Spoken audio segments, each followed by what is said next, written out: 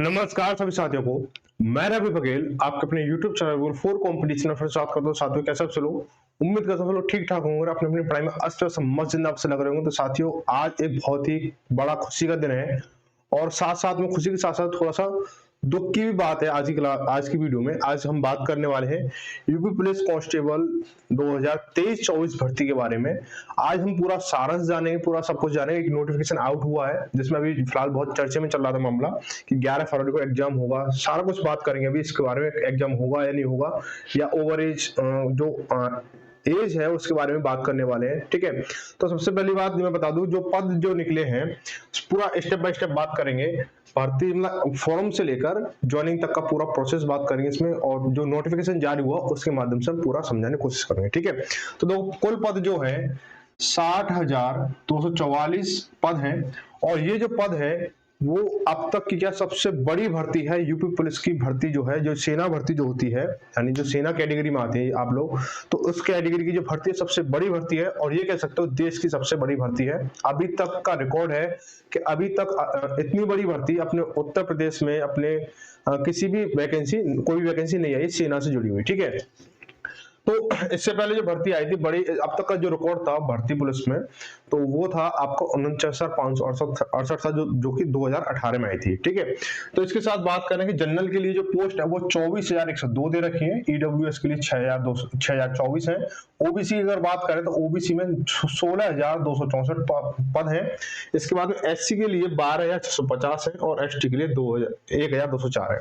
ये सभी पद जो है, यानी जो 60,244 जो पद हैं वो मेल प्लस फीमेल दोनों के लिए है, मेल प्लस फीमेल दोनों के लिए। ठीक है भाई, अब इनके फॉर्म की बात करें, फॉर्म कब शुरू हो रहे हैं, तो फॉर्म इसके शुरू हो रहे हैं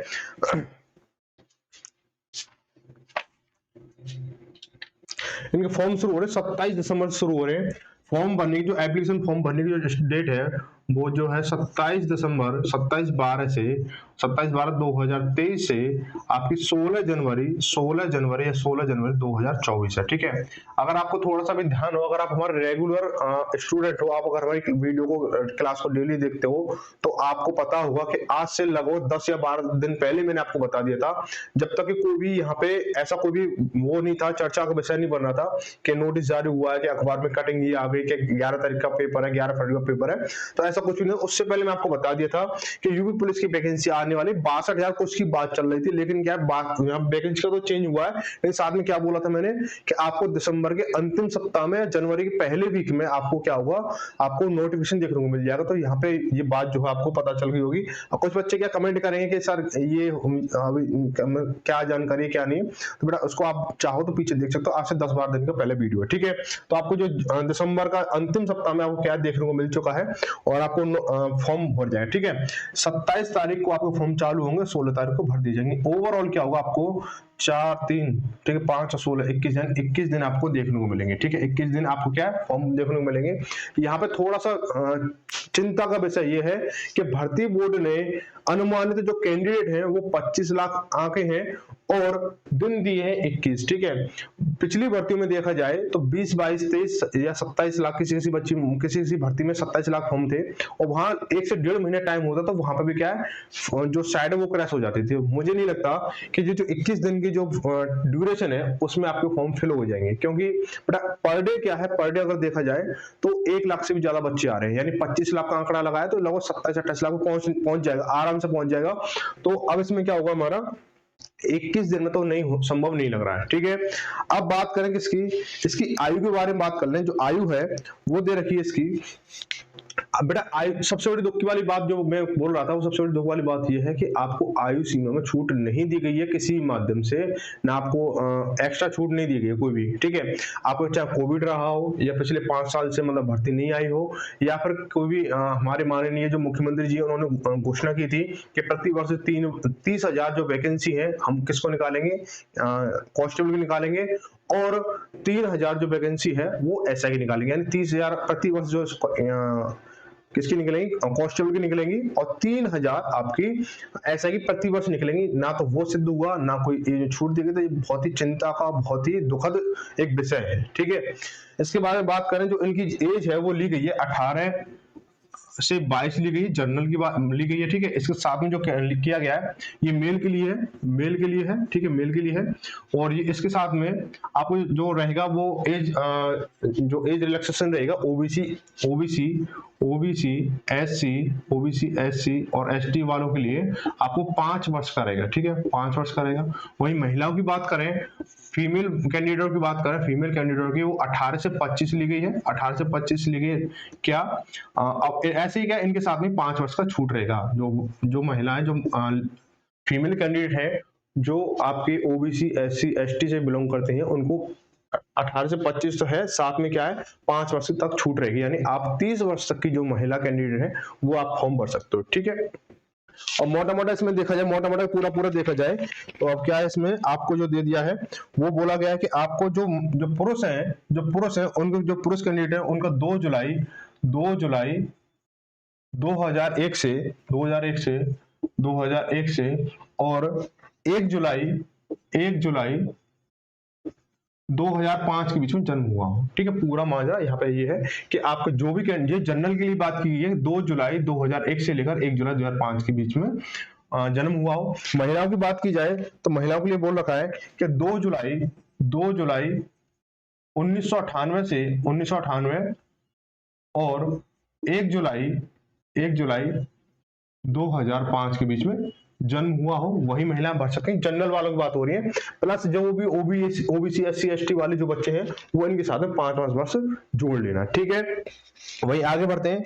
अब थोड़ा सा आगे बढ़ेंगे, इनके जो फिजिकल है उसके बारे में बात करेंगे। फिजिकल क्या होगा इसके लिए, शारीरिक मापदंड होंगे। ये तो आपके आगे देखो, इसकी जो फीस रहने वाली है, देखो आपका ये वैकेंसी हो गया, ये आपके जो फॉर्म भरने की डेट हो गई, इसके बाद आपका जो एज वाला मामला ये हो गया। अब इसकी जो फीस रहने वाली है, तो फीस रहेगी बेटा, इसकी फीस जो रहेगी वो 400 रुपए प्रति कैंडिडेट होगी, ठीक है, 400 रुपए प्रति कैंडिडेट होगी, ठीक है। इसके बाद अगर बात करें जो मेल बच्चे हैं, जो मेल है उनकी शारीरिक मापदंड की बात करें तो जनरल और ओबीसी की जो है 168 सेंटीमीटर की हाइट होती है, 168 सेंटीमीटर की हाइट मापी जाती है और मांगी जाती है। और जो एससी और एसटी वाले हैं ये जनरल और ओबीसी, यानी जनरल और ओबीसी वालों के लिए है, ठीक है, ओबीसी वालों के लिए। इसके बाद में आपके जो 160 सेंटीमीटर चाहिए, किसके लिए 160 सेंटीमीटर चाहिए, जो एससी और एसटी वालों के लिए 160 सेंटीमीटर चाहिए, ठीक है। वही महिलाओं की बात करें, महिलाओं की यानी फीमेल की बात करें, फीमेल की, तो फीमेल में क्या है आपको 152 सेंटीमीटर चाहिए। आप चाहे आप एससी से हो, चाहे ओबीसी से हो, चाहे किसी भी कैटेगरी से बिलोंग करते हो, आपको 152 सेंटीमीटर हाइट चाहिए, ठीक है। अब यहाँ पे क्या है, इसके बाद में जो आपके जनरल और ओबीसी वाले बच्चे हैं, जनरल और ओबीसी वाले जो बच्चे हैं, ओबीसी वाले, उनके लिए आपको 79 सेंटीमीटर यानी 79 सेंटीमीटर का क्या आपको चेस्ट चाहिए, सीना चाहिए, ठीक है। और 5 सेंटीमीटर आपको फ्लैप चाहिए, 5 सेंटीमीटर। कुछ बच्चे बोलेंगे सर हमारा तो 82 का है, तो क्या मतलब 82 का तो 84 चाहिए, 2 सेंटीमीटर फैलाना। बेटा आपको जितना भी सीना हो कम से कम 79 का होना चाहिए, ठीक है। 79 का होगा तो उसके बाद में क्या करेंगे हम, 5 सेंटीमीटर फ्लैप चाहिए, 5 सेंटीमीटर फ्लैप चाहिए। अब क्या है, जो महिला है, सॉरी, जो एससी और एसटी वाले बच्चे हैं, एससी और एसटी वाले बच्चे, उनके लिए 77 मेजरमेंट होगा। मिनिमम जो सीना है वो क्या 77 सेंटीमीटर होना चाहिए, यानी नॉर्मल जैसे आप खड़े हो तो 77 होना चाहिए, ठीक है। और उसके बाद में प्लस 5 सेंटीमीटर आपको फ्लैप होना चाहिए। यहाँ पे महिलाओं के लिए सीना वेरी नहीं करता है, यहाँ पे महिलाओं के लिए वेट दे दिया गया, भार जो होना चाहिए महिलाओं के लिए, भार क्या कम से कम 40 केजी भार होना चाहिए, कितना 40 केजी भार होना चाहिए, ठीक है।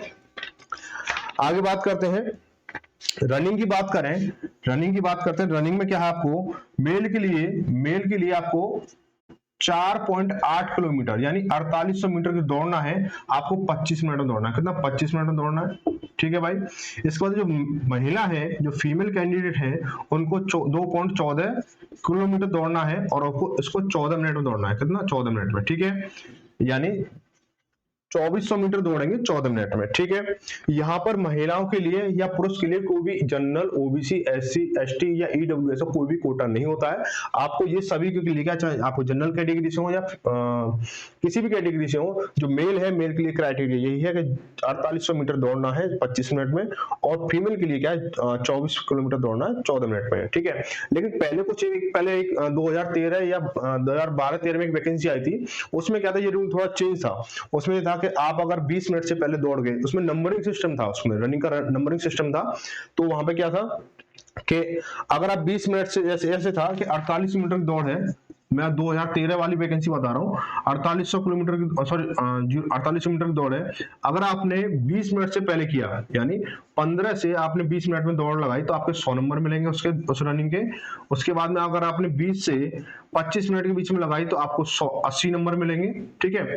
और अगर आपने वही दौड़ जो है 25 मिनट से अगर 30 मिनट के बीच में लगाई है तो आपको 60 नंबर मिलेंगे, और 30 मिनट के बाद अगर आप जाते हो तो आपको फेल का करार दे दिया जाएगा, ठीक है। तो यहाँ पे क्या था, कुछ बहुत ज्यादा गड़बड़ हो गया था मामला, क्योंकि कट ऑफ पे क्या मामला कुछ ज्यादा गड़बड़ हो गया, क्योंकि जो पढ़ने वाले बच्चे थे वो रनिंग में कम चले गए थे, और जो रनिंग वाले जो बच्चे थे वो पढ़ने में कम थे, तो वहां पे क्या थोड़ा डिस्टर्बेंस हुआ था।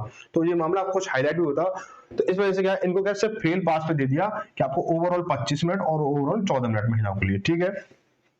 अब आते हैं एग्जाम के ऊपर, उसके ऊपर पढ़ाई लिखाई की बात के ऊपर।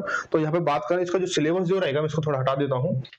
सिलेबस की अगर बात करें तो सिलेबस आपको जो एग्जाम है आपको 4 पार्टों में देखने को मिलेगा। इसका जो एग्जाम है आपको 4 पार्टों में इसमें मिलेगा कि आपको जीएस मिलेगी, जीएस, हिंदी,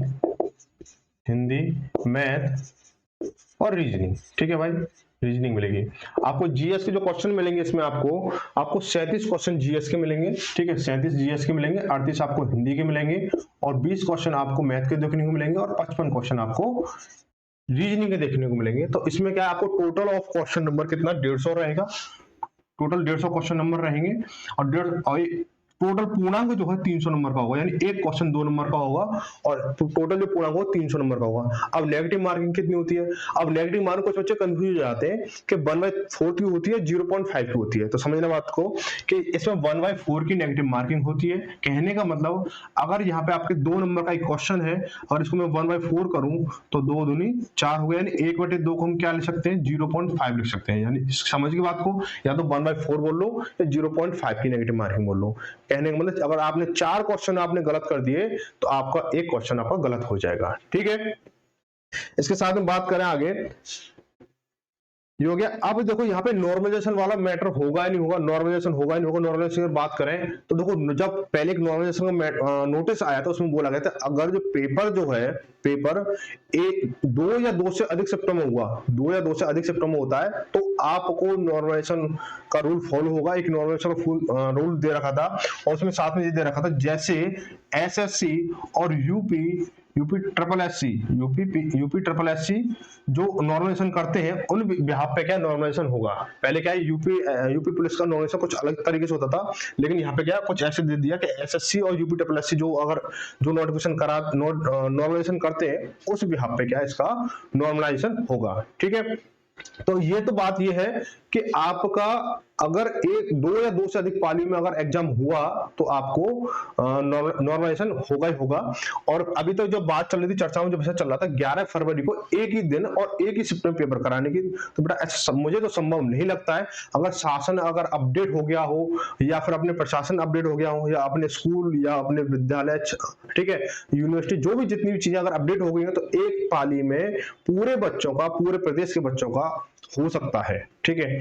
लेकिन मुझे तो अनुमान है कि ये बेटा 2 या 2 से अधिक पालियों में जाएगा ही जाएगा, क्योंकि अभी हमारे पास इतनी व्यवस्थाएं नहीं है मेरे अनुमान से कि ये पेपर जो है एक पाली में होना संभव हो सके, ठीक है। अब आगे बात करते हैं। अब यहाँ पे थोड़ा सा आप डॉक्यूमेंट के बारे में बात कर लेते हैं कि डॉक्यूमेंट आपको क्या क्या चाहिए। मतलब जो जर्नल वाले बच्चे हैं, जर्नल वाले बच्चे उनके लिए तो कोई डॉक्यूमेंट नहीं चाहिए। आपको क्या एक मूल निवास होना चाहिए, और आपको क्या है जो हाई स्कूल इंटर है, यानी 12th बेस पर आपकी ये क्या है वैकेंसी है, ठीक है, 12th बेस पे वैकेंसी है तो आपको वो होनी चाहिए। लेटेस्ट फोटो होना चाहिए, 3 महीने से पुराना ना हो, उसका कुछ साइज होता है वो साइज के आपको कंप्यूटर वाले आपको बना के दे देंगे, ठीक है। अब यहाँ पे बात आती है कि आपको ईडब्ल्यूएस, ओबीसी और एससी एसटी वाले सर्टिफिकेट के बारे में बात करते हैं। तो ईडब्ल्यूएस सर्टिफिकेट के बारे में क्या बोला गया, ईडब्ल्यूएस सर्टिफिकेट के बारे में क्या बोला गया कि ये जो सर्टिफिकेट है ना, क्या होना चाहिए, आपको जो वित्तीय वर्ष जो चल रहा है उसके बीच का होना चाहिए। यानी 1 अप्रैल 2023 से और 16 जनवरी 2024 के बीच का होना चाहिए। कहने का मतलब 1 अप्रैल 2023 से फॉर्म भरने के लास्ट डेट के बीच का होना चाहिए ईडब्ल्यूएस वालों का।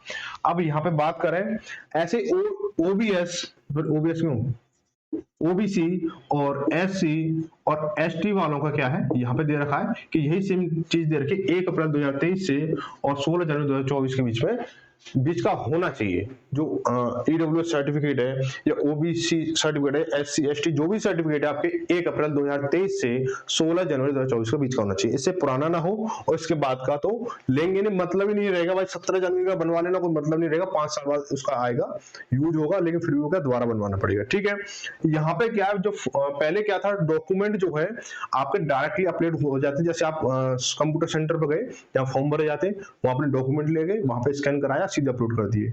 लेकिन अभी क्या है, कुछ नियम बदल दिया है। ये क्या, डिजी लॉकर के माध्यम से, डिजी लॉकर के माध्यम से क्या होगा, आपके डॉक्यूमेंट क्या अपलोड होंगे। पहले आपके डिजी लॉकर में अपलोड किए जाएंगे, उसके बाद में वहां से क्या लिंक करके आपको फॉर्म में अपलोड किया जाएगा। ठीक है, अब बात करते हैं, जो फॉर्म होगा वो आपको 3 स्टेप में भरा जाएगा। जो फॉर्म जो होगा वो 3 स्टेप में कैसे भरा जाएगा कि पहला जो स्टेप होगा उसमें आपका रजिस्ट्रेशन होगा, क्या वो रजिस्ट्रेशन होगा।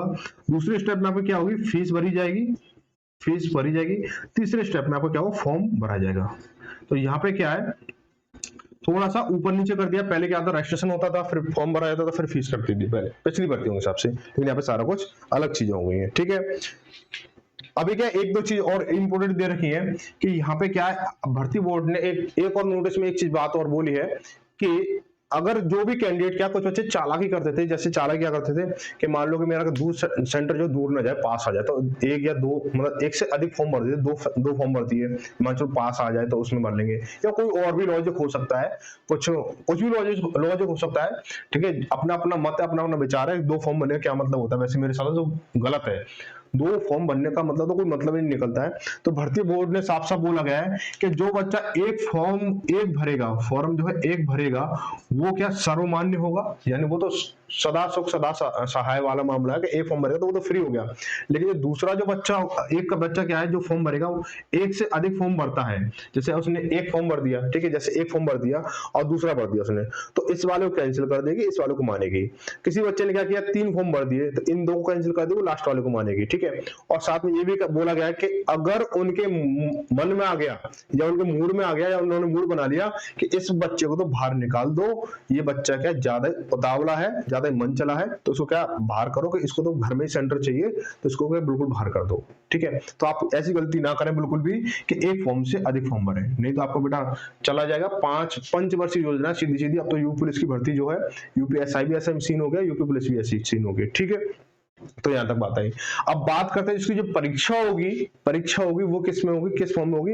इसकी आपकी परीक्षा लिखित फॉर्म में होगी। ठीक है, लिखित फॉर्म यानी ऑफलाइन मोड में होगी। आपको जैसे पिछली भर्तियों में देखा गया वही भर्ती में होगी, उसी तरीके से होगी। तो OMR बेस्ड होगी, क्या होगी, OMR बेस्ड होगी। इस OMR की 3 कॉपी होंगी। आपकी जो OMR भरोगे उसमें 3 कॉपी होंगी। पहली कॉपी जो होगी वो मूल कॉपी होगी, जो जिस पे आप वर्क करोगे, उसके नीचे 2 कार्बन कॉपी होंगी। पहली जो होगी वो क्या होगी, जो एजेंसी है, जो एजेंसी पेपर कराएगी, जो एजेंसी कॉपी कराएगी, पेपर कराएगी, उसको जाएगी। दूसरी कॉपी भर्ती बोर्ड को जाएगी, भर्ती बोर्ड को, जो जिसको OMR शीट की। ठीक है, जो तीसरी कॉपी है वो किसको जाएगी, वो आपके पास रहेगी, कैंडिडेट कॉपी रहेगी। ठीक है, जिससे आप क्या करोगे, वो जो वो आएगी, आंसर क्या आएगी उसको मिलाओगे। ठीक है, तो यहां तक क्या हुआ, आपकी पूरी जानकारी हो चुकी है फॉर्म भरने की।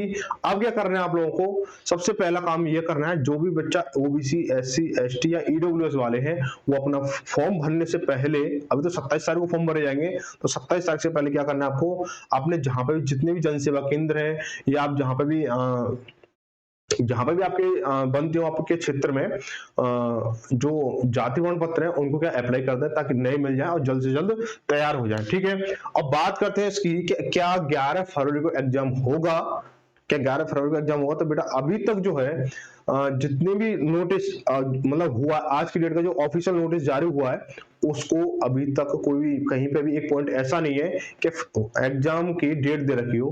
11 फरवरी से मतलब नहीं कि कोई सी फरवरी की डेट नहीं दे रखी है, 11 की, ना 12 की, ना 10 की, ना 14 की, ना 20 की। ठीक है, कहने का मतलब अभी तक कोई भी डेट नहीं है, सिर्फ डेट दे रखी है फॉर्म भरने की, और फॉर्म की लास्ट डेट दे रखी है, और करेक्शन डेट भी दे रखी है, कुछ ऐसा कुछ है। तो करेक्शन डेट का तो मामला ही कुछ नहीं है, करेक्शन डेट करेक्शन करो तो उसका चार्ज आता है, उसको तो वो मतलब नहीं है। ठीक है।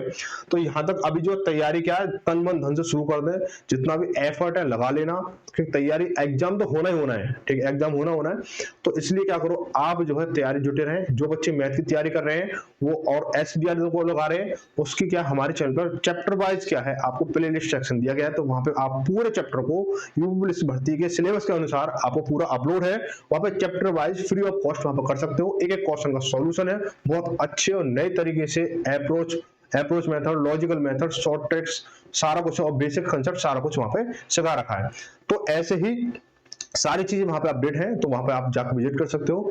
अब ठीक है, तो यहां तक रही इस भर्ती के बारे में पूरी जानकारी, पूरा हो गया है। जहां जहां जो जो इंपोर्टेंट चीजें थी वो आपको मिल चुकी हैं, ठीक है। यहाँ पे आपको दे रखा है, आपको सारा कुछ मामला मैंने समझा दिया है। अगर फिर भी कोई कंफ्यूजन लगता है कि हमारे साथ ये कुछ बच्चों क्या होता है, कुछ डॉक्यूमेंट में गलती होती है, कुछ सारी चीज होता है, वो सारा कुछ भी अगर आप पूछना चाहते हो तो बता सकता हूं मैं, क्योंकि मैं जो है अब पिछली जो भर्तियां हैं उनमें क्या है, मैंने अपना एग्जाम क्वालिफाई किया, तो मुझे पूरा अनुभव है इन भर्तियों का कि किस तरह से क्या कहाँ पे क्या स्टेप लेना है, क्या रणनीति लगानी है, क्या कुछ करना है। तो आपका सारा कुछ क्या मैं समय समय अपडेट करता रहूंगा। और इस तरह से क्या करो, आप अपना जो है टारगेट बनाओ और सीधा सीधा वीडियो को जैसा शेयर करें और लाइक करें और चैनल को सब्सक्राइब करें ऐसी वीडियो लगातार पाने के लिए, ठीक है। तो मिलते हैं किसी अगली खास वीडियो के साथ, किसी खास जानकारी के साथ। तब तक सभी धन्यवाद। जय भारत, जय हिंद।